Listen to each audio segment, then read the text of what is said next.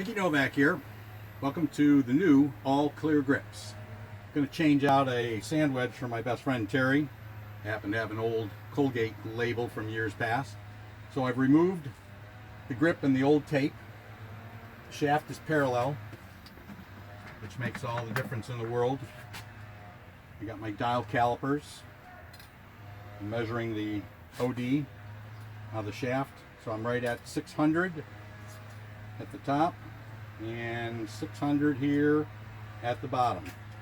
I'm going to remove the liner and the label.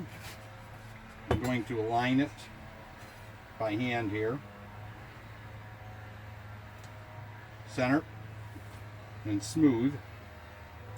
And then I'm going to simply wrap around one side and then the other.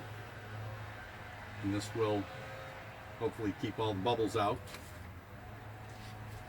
Put it in my grip vise here. And then I'm going to put on the clear double-sided tape. Now my clear double-sided tape has a liner on one side that extends past the adhesive and a slit in the front.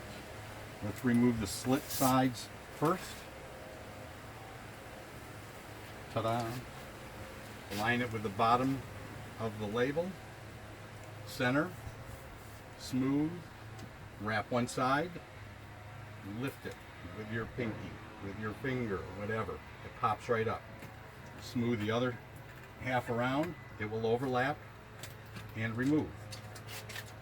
There's a little bit laying past the end of the shaft. Push it in. And now I'm going to go find Terry's grip. I'm going to use my solvent, which is the Brampton HF100. It's a non-flammable. And I'm simply going to make sure that the inside of the grip is nice and lubricated. Douse it. Push it in place. Clean it off. Top and bottom. Tap it down. Make sure that it's seated properly.